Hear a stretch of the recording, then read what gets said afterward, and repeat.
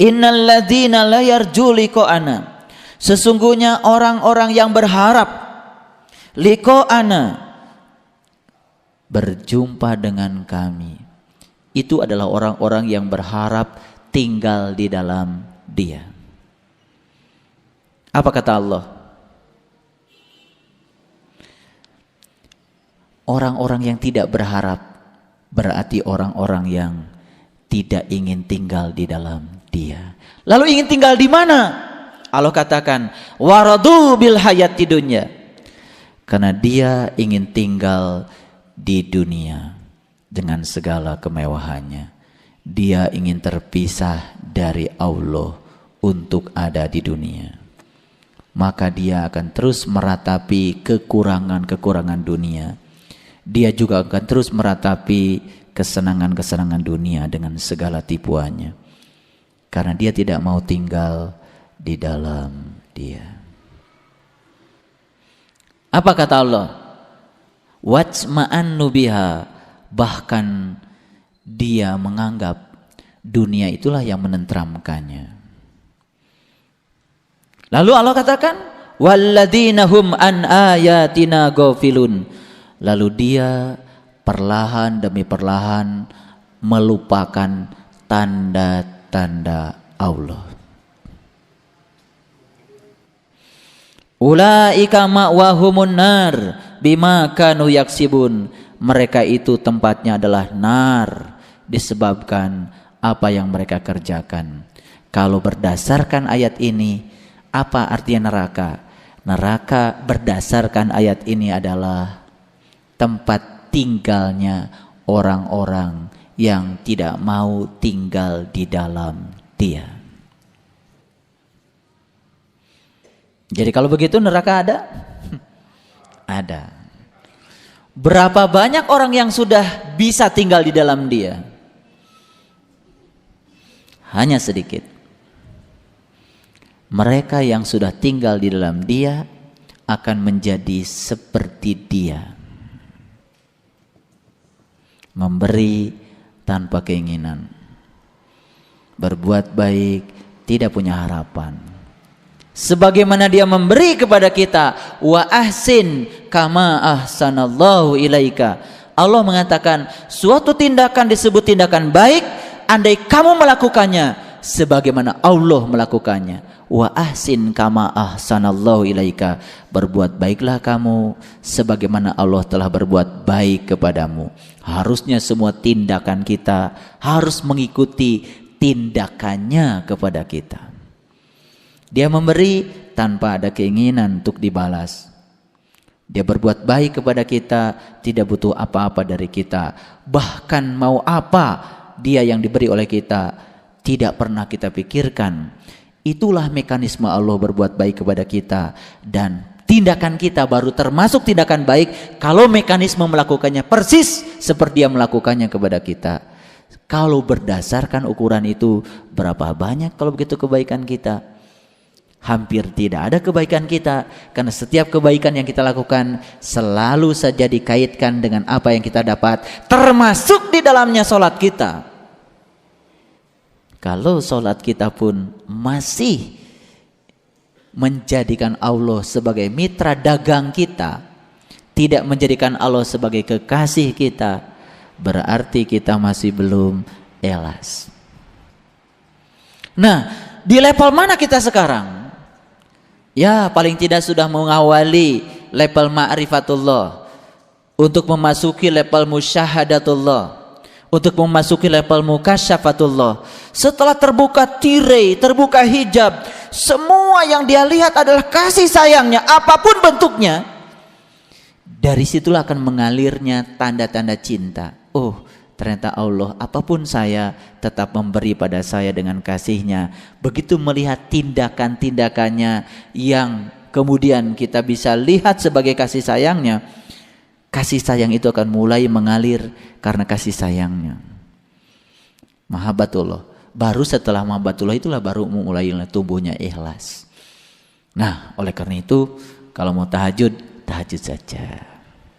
Mau duha, duha saja. Mau wiridan, wiridan saja. Ya kan? Mau berbuat baik, berbuat baik saja. Sudah semestinya berbuat baik. Iya kan? Iya. Merdeka tanpa ada ikatan. Nah, kemerdekaan ini yang harus kita raih. Dan kapan itu terjadi kemerdekaan itu? Seandainya kamu semakin sering tinggal di dalam Dia, kemerdekaan itu akan diraih. Makanya sering-seringlah tinggal di dalam Dia. Jangan dibatasi lagi oleh ritual. Setiap saat adalah saat yang meditatif. Setiap hela nafas kita adalah hela nafas yang meditatif. Setiap kita di mana saja kita selalu meditatif, selalu berada di Sidratul Muntaha, selalu berada di puncak kesadaran kita yang tertinggi. Jadi berdasarkan definisi Quran surat Yunus ayat 7 dan 8, di sini dapat dipastikan bahwa neraka adalah tempat tinggal seseorang yang tidak mau tinggal di dalam Dia. Jadi tolong jangan diartikan Islam itu sebagai agama yang statis, tapi agama yang dinamis. Sabar itu bukan diem, ya. Sabar itu bukan diem. Menghadapi masalah apa adanya itu sabar namanya, ya. Nggak usah dipikirin, hadapi aja. Itu kan enteng, ya. Gitu. Pokoknya semua itu dibikin jiwa kita merdeka, bebas. Ngapain kita mesti repot-repot ngurusi? Nah, makanya tinggallah di dalam Dia. Kita menjadi ewo pakewu karena apa tadi? Karena waradu bil hayati dunya. Kita tinggal di dunia. Maka begitu tinggal di dunia, lalai sama Allah. Begitu lalai sama Allah, lalai sama af'alnya Allah, lalai sama sifatnya Allah, ya kan? Lalai sama asmanya Allah, ya kan? Lalai sama Allahnya, lalai semuanya. Nah, kesadaran itu hilang ketika tirai itu menutup. Teruskan dulu. Innal ladzina amanu, sesungguhnya orang-orang yang beriman. Saya ingin mengartikan berdasarkan ayat ini, orang beriman ya orang yang tidak tinggal di dalam neraka lagi. Berarti sudah tinggal di dalam Dia. Gimana caranya supaya sering tinggal di dalam Dia? Mengerjakan amal soleh. Dengan mengerjakan amal soleh berarti kita sedang mengirim diri kita untuk tinggal berlama-lama di dalam Dia. Amal soleh yang bisa mengantarkan kita liqa'ana. Jadi kata-kata jumpa, kan kita sering mengartikan dua entitas, ini dengan ini berhadapan-hadapan, itu yang keliru. Kita itu ada di dalam Dia, betul nggak? Tugas kita cuma membersihkan sifat-sifat buruk yang tidak resonan dengan Dia. Begitu sifat-sifat itu dihilangkan, terbuka hijabnya, maka kita menjadi tinggal di dalam Dia, menyatu dengan Dia. Makanya kata saya Ibnu Atha, tidak perlulah kamu berupaya mencari kegaiban-kegaiban yang ada pada dirimu, tapi tugasmu mencari aib-aib yang ada pada dirimu. Sebab kalau aib-aib itu kau hilangkan, kegaiban yang ada pada dirimu akan nampak dengan sendirinya. Jadi kita disuruh mencari aib-aib diri saja, nggak usah mencari kegaiban-kegaiban diri, karena gaib itu dibungkus oleh aib. Nah, kalau aibnya sudah terbuka, gaibnya akan terbuka. Perintah yang sangat luar biasa itu. Nah, sesungguhnya orang-orang yang beriman dan mengerjakan amal saleh, jadi iman itu mengantarkan kita untuk tidak tinggal di dalam neraka. Betul? Nah, berarti untuk agar kita berlama-lama tinggal tidak di neraka, tinggal di dalam Dia, berarti kita harus sering menjalankan amal soleh. Tapi hati-hati, walaupun tetes minyak tadi sudah dikembalikan ke sana, kalau gak bersih gak nyatu. Makanya Allah sudah bilang, la yamassuhu illal mutahharun. Aku tidak bisa menerima kecuali yang suci. Udah masuk tapi kotor. Makanya ketika Nabi Musa mau masuk Al-Muqaddasi tua di Quran surat Toha, "Hei Musa, kamu sudah memasuki al-muqaddasi tua. Sekarang lepaskan kedua terompahmu. Disuruh melepaskan kedua terompahnya. Kok dua sih terompahnya? Yang dua itu kan dunia. Betul nggak? Lihat orang yang masih diombang-ambing oleh dunia. Capek kan? Karena dia masih menggunakan terompah dunia. Masih tinggal di luar dia. Teruskan. Nah, kemudian Allah mengatakan yahdihim rabbuhum, mereka diberi petunjuk oleh Tuhannya.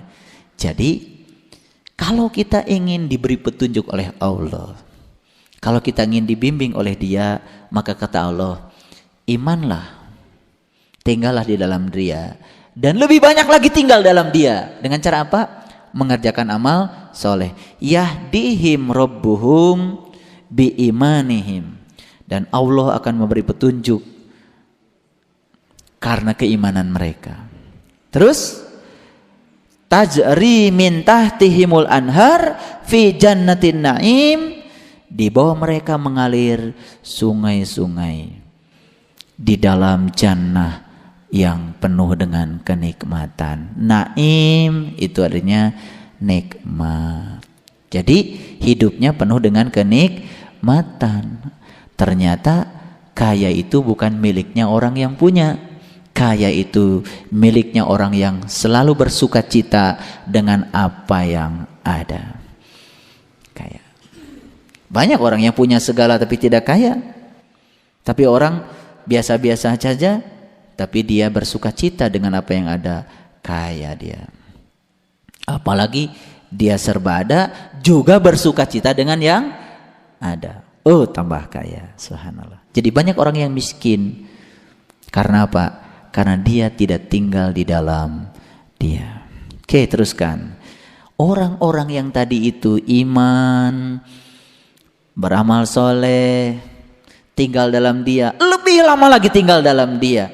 Dia mulai meresap sifatnya, afalnya, dianya, asmanya, disatukan di dalam zatnya, menyatu di dalam dirinya. Maka kata Allah, dakwahum fiha. Nah, fiha di sini memang haknya itu di situ menunjukkan kata ganti ketiga tentang jannah. Karena jannah ini dipahami sebagai sesuatu yang terpisah dari Allah, bagi sebagian orang yang tidak mengerti, maka mungkin saja masih dicetak nya huruf kecil, padahal sebetulnya fiha itu sebetulnya harusnya huruf besar. Karena puncak kenikmatan naimnya di dalam jannah kan sebetulnya liko kepada ana, liko kepada Allah. Nah, liko kepada Allah itu bukan seperti kita jumpa dengan kita, tapi tinggal di dalam Dia. Nah, fiha, mereka-mereka yang sudah tinggal di dalam Dia, tidak ada lagi yang terucap cuma subhanakallahumma, suci setiap saat. Nah, oleh karena itu maka ucapan yang senantiasa terlontar pun hanya ucapan salam. Apa artinya salam? Damai. Dan setiap dia menyeru kepada Tuhannya, setiap dia berdakwah kepada Tuhannya, dakwahum wa akhiru dakwahum anilhamdulillahi rabbil alamin. Jadi alhamdulillahnya sudah tidak dikapling lagi karena dia sudah damai. Nah, kita bisa lihat orang yang baca bismillahnya nggak damai, orang yang baca alhamdulillahnya nggak damai. Alhamdulillahnya dikapling. Padahal kata Nabi, jika engkau mendapatkan yang tidak engkau ingin, ucapkan alhamdulillah dan bersabar.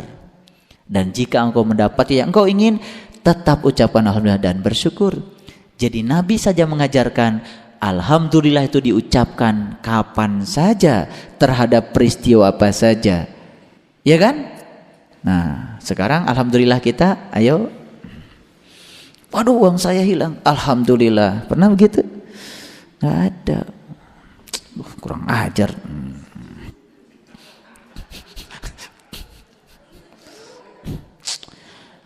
akan banyak yang disalahkan. Timbul apa? Ewu pakeu. Sekarang saya ingin kasih tahu. Dalam kehidupan sehari-hari, perwatakan yang semacam itu yang kita saksikan. Betul nggak? Orang berantem di ruang publik sudah tidak risih. Twitter, Facebook, itu ruang publik. Pagi-pagi sudah mejeng, status. Itu ruang publik. Dia sedang memamerkan ketololannya. Gue lagi sedih nih. Udah gitu ada lagi yang mau komentari. Dikomentari. Ya kan? Komentari lagi. Semua kita sepakat berjamaah menghabiskan waktu untuk tidak tinggal di dalam dia. Ini nih persoalan penting. Karena apa? Ya, saya melihat sekarang ini kok teknologi informasi ini malah semakin menjauhkan manusia dari Allah. Itu adalah dajjal-dajjal super modern yang telah membuat manusia wajma'an nubiha, tentram di dalamnya. Ya kan? Asik di dalam. Jadi gunjingin orang di ruang publik pun menjadi sesuatu yang mengasihkan. Dan sudah tentram. Mungkin sekarang kalau diadakan revolusi, ditarik dari semua pemakai BlackBerry itu, gelabakan banyak yang sakit karena tidak bisa ngomongin orang lagi. Karena sudah ada pembiasaan-pembiasaan yang secara terstruktur. Padahal di negara yang memproduksinya sendiri itu sudah tidak diizinkan lagi secara beramai-ramai. Ya, oke. Sebetulnya hari ini saya ingin mengajak kita untuk muhasabah sebetulnya. Menyelam lebih dalam, apakah betul kita ini sudah salam, sudah damai? Apakah betul kita itu sudah mengalami subhanakallahumma? Apa iya alhamdulillahirabbil alamin kita itu sudah utuh kita gunakan untuk bisa mensyukuri apapun yang Allah berikan pada kita tanpa memilih apakah itu diingini atau tidak diingini? Apakah iya kita sudah tinggal di dalam Dia atau kita ada di dalam Dia tetapi tidak bersenyawa dengan Dia karena kita menjadi makhluk yang asing bagi Dia? Lalu tidak bisa menyerap sifat-sifat Dia, tidak bisa menampakkan kemuliaan Dia. Kalau itu yang terjadi, berarti kita harus melakukan suatu perbaikan yang mendasar. Itu sebabnya tadi saya membacakan ayat 11, dan kalau sekiranya Allah menyegerakan kejahatan bagi manusia seperti permintaan mereka untuk menyegerakan kebaikan, pastilah diakhiri umur mereka. Manusia itu kalau minta tidak ada kan, hampir tidak ada minta kejahatan ya, tidak ada yang minta penderitaan, betul nggak? Yang diminta itu kebaikan kan. Bahkan kalau manusia minta kebaikan itu ingin selalu disegerakan, betul nggak? Nah itu kebaikan yang diminta manusia juga kan sebetulnya kebaikan yang belum tentu kebaikan menurut Allah kan. Yang akan disegerakan oleh Allah itu ya kun fayakunnya Allah, kebaikan menurut Allah, ya kan?